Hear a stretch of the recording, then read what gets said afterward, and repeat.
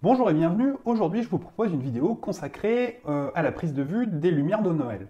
Alors il s'agit juste d'un exemple, il ne s'agit pas d'un tuto. En fait je devais faire une sortie photo avec le groupe des braqueurs d'instant, donc Clermontois, et j'ai pas pu pour des raisons professionnelles, j'étais sur une autre prise de vue, mais j'ai quand même réussi à rattraper le coup à l'occasion d'un cours particulier où on est sorti faire quelques images dehors.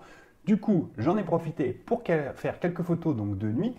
Et on m'a demandé sur Facebook et sur Instagram quels étaient les réglages que j'avais utilisés.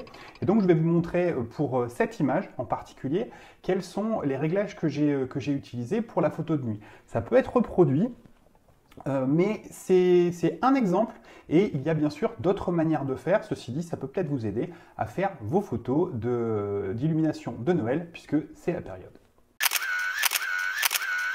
J'ai publié cette photo sur Instagram, une photo que j'ai faite à l'occasion d'un cours particulier. J'en ai profité pour faire quelques images à la fin du cours.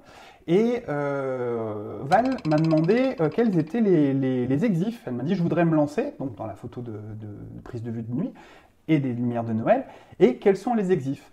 Alors les exifs, c'est quoi? Les exifs, c'est les métadonnées, c'est les éléments en fait qui sont automatiquement inscrits dans votre fichier et qui vont être gardés et qui permettent de savoir quelle est la vitesse, quel est le programme, quelle est l'ouverture de diaphragme, quel est l'objectif, à quelle focale c'est utilisé, quand, à quelle heure, avec qui, à quelle heure on mange, quand c'est qu'on arrive, tout. Vous savez à peu près tout sur ce qui a été fait. C'est quelque chose que j'aime bien qu'on garde, notamment quand on les poste sur le groupe, que ce soit le groupe Facebook qui est très ouvert ou le groupe qui est réservé à mes élèves dans lequel je réponds plus particulièrement aux besoins spécifiques, parce que ça me permet vraiment de corriger les défauts des images en sachant ce qui a été fait concrètement. C'est pas juste il me semble que j'ai utilisé tel programme. Non, on sait exactement, précisément tout ce qui a été fait et c'est vraiment important de garder, de ne pas les effacer. En tout cas, quand vous voulez avoir un diagnostic sur votre image, quand vous les envoyez dans le groupe Facebook, pensez bien à les laisser et à pas les supprimer à l'exportation quand vous les exportez de Lightroom ou de votre logiciel de traitement d'image. Ça, c'est le premier point. Plus précisément sur les réglages, il y avait Joël qui sur Instagram demandait combien de temps de pause. On va y venir. Effectivement, le temps de pause, c'est important parce que quand on fait des photos de nuit, il y a peu ou pas de lumière, donc pas de matière première. Sauf quand on photographie les lumières de la nuit, où là effectivement, enfin les lumières de Noël, où là effectivement, et on va être sur une image qui va être avec des forts contrastes entre la nuit noire en arrière-plan et puis les lumières qui, elles, forcément, sont extrêmement vives. Donc on va pouvoir jouer avec ça et s'amuser un petit peu sur ces choses-là.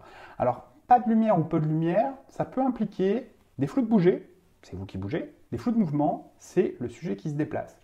En l'occurrence, moi, j'ai pas cherché sur cette image à supprimer le flou de mouvement, parce que c'est quelque chose qui m'a vraiment intéressé. J'avais envie de jouer avec ce flou de mouvement, avec le mouvement pour créer du flou et pour jouer sur comment dire, une sorte de light painting fait par, en l'occurrence, c'est la Grande Roue qui est sur la place à Clermont. Concernant le matériel, j'ai utilisé un appareil photo avec un capteur plein format et un objectif 24-70 qui ouvre à 2.8. L'ouverture maximale, c'est pas ce qui m'a intéressé le plus, en l'occurrence c'est cet objectif que j'avais, mais c'est plutôt la fermeture de l'objectif, enfin du diaphragme qui m'a intéressé pour pouvoir réaliser la photo que je voulais. Je vous l'ai dit tout à l'heure, une des difficultés quand on fait des photos de nuit, ou en tout cas quand il n'y a pas beaucoup de lumière, c'est les risques de flou de bouger et de flou de mouvement. Le mouvement, il nous intéresse, mais le bouger, c'est-à-dire le bouger que nous, on va faire au moment du déclenchement, que l'appareil va faire quand il va bouger, quand on utilise des vitesses lentes, c'est un problème.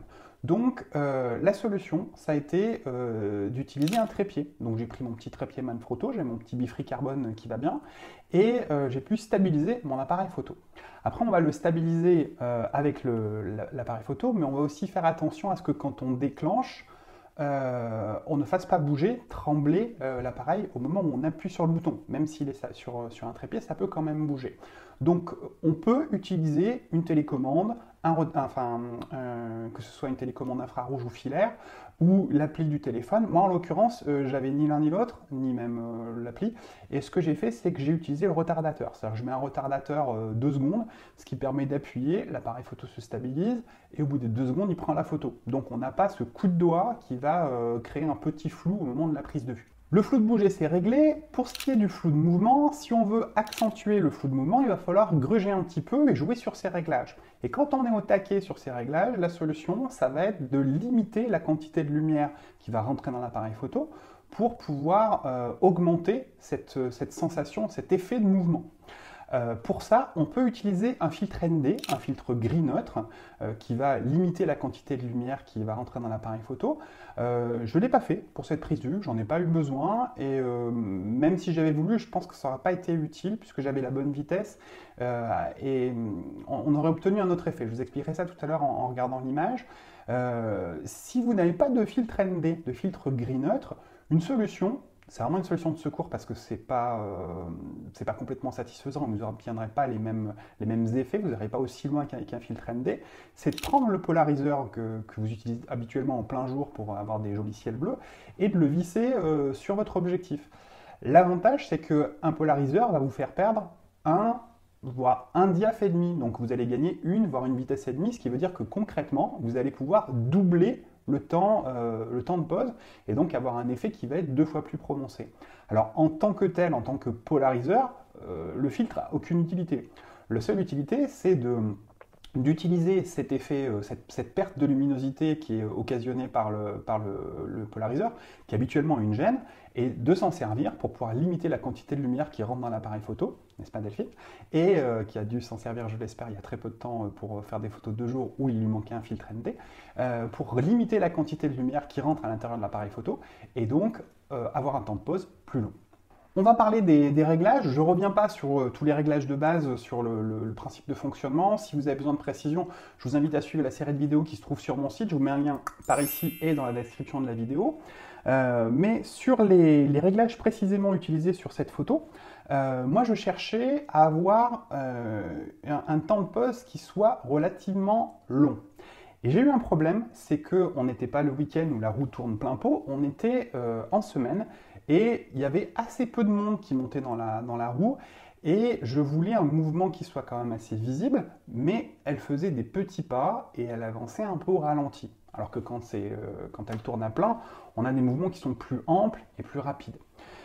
Donc il fallait que j'ai une vitesse très lente pour pouvoir quand même enregistrer ce son. Donc j'ai commencé par créer la pénurie en baissant ma sensibilité ISO. Le fait de garder une sensibilité ISO basse, c'est absolument pas... C'est un intérêt aussi pour garder une meilleure qualité d'image et pas avoir de montée de bruit. Mais ce qui m'intéressait, c'était surtout de créer la pénurie. Plus on va baisser la sensibilité, plus l'appareil photo aura besoin de lumière pour exposer, et plus donc il va avoir besoin d'utiliser un temps de pose qui va être long. Deuxième point, le positionnement. Alors le positionnement, c'est un positionnement dans l'espace, c'est-à-dire que je me suis mis en contre-plongée pour éviter les arrière-plans. Je ne voulais pas qu'il y ait d'autres lumières en arrière-plan qui allaient nuire à la lisibilité de l'image. En l'occurrence, le positionnement, c'est pas uniquement l'espace, c'est aussi le temps. Et on était un peu en fin d'après-midi, début de soirée, fin du cours. Et j'aurais préféré être à l'heure bleue, à un moment où le ciel est un peu plus profond pour avoir des jolies lumières, mais avec un ciel bleu profond en arrière-plan. C'était trop tard.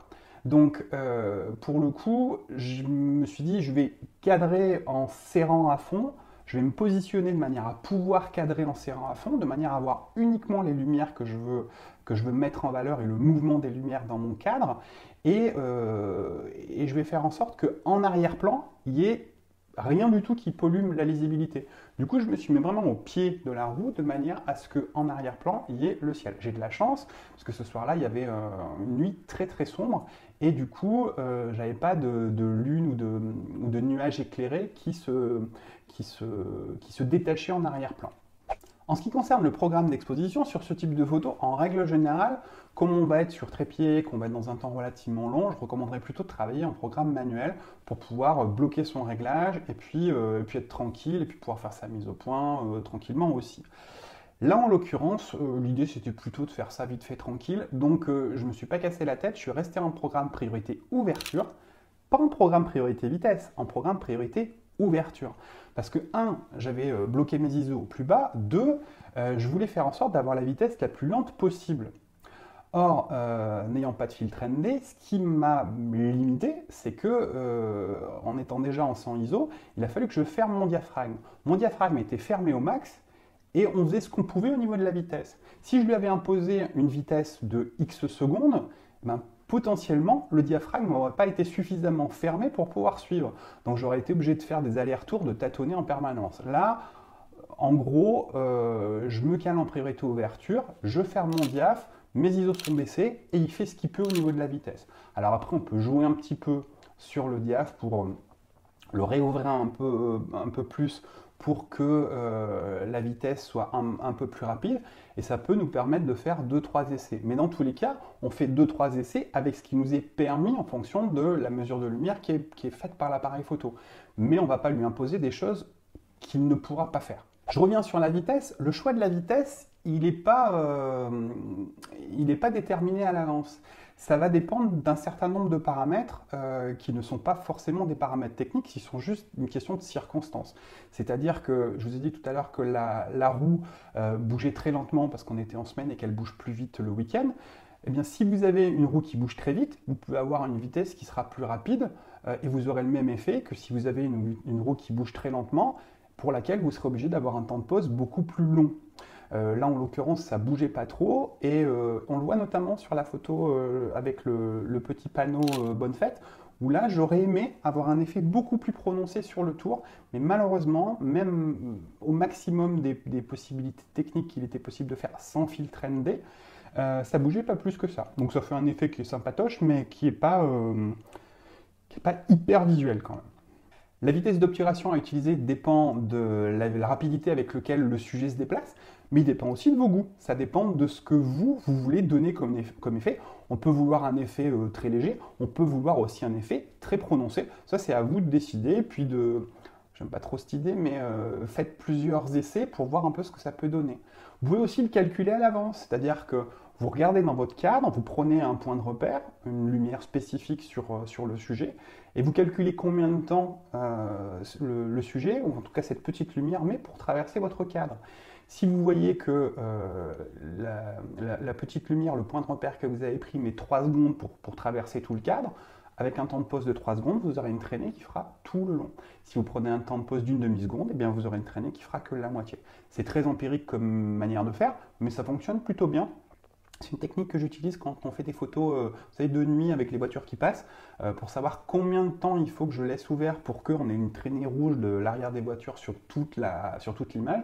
Bah, je calcule, je prends une voiture, je repère une voiture, et je regarde combien de temps elle met pour traverser l'intégralité du cadre.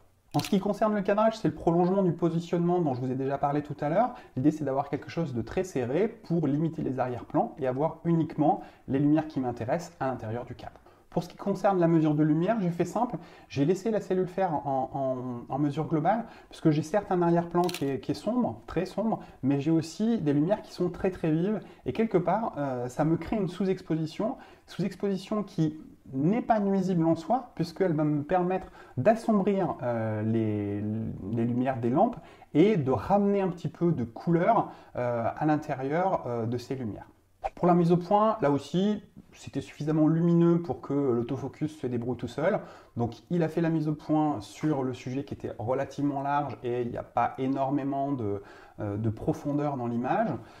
Sachant qu'en plus, mon diaph est enfermé au maximum, j'ai une grande profondeur de champ, donc j'ai une grosse marge de manœuvre pour la mise au point. Et du coup, il y a juste à laisser faire l'autofocus, appuyer sur le bouton et voilà. Voilà, c'est une masse de réglage que vous pouvez utiliser pour des photos de nuit avec un léger mouvement. C'est plus un exemple qu'une règle à suivre d'une manière générale. Je vous avais déjà fait une vidéo sur faire des photos de nuit avec des lumières. Je vous remets le lien dans la petite bulle et dans la description de la vidéo. Quoi qu'il en soit, si vous avez des questions, n'hésitez pas vous aussi à les poser en commentaire. Si vous avez des astuces ou des bases de réglage également à proposer, n'hésitez pas à les proposer également, que ce soit sous la vidéo ou dans le groupe Facebook, là aussi je vous mets le lien. Si vous souhaitez en savoir plus sur toutes les techniques photo, je vous invite à suivre ma formation complète. Là aussi, c'est par ici et c'est dans la description de la vidéo. Dans tous les cas, je vous souhaite une bonne semaine, je vous dis à bientôt et bonne photo.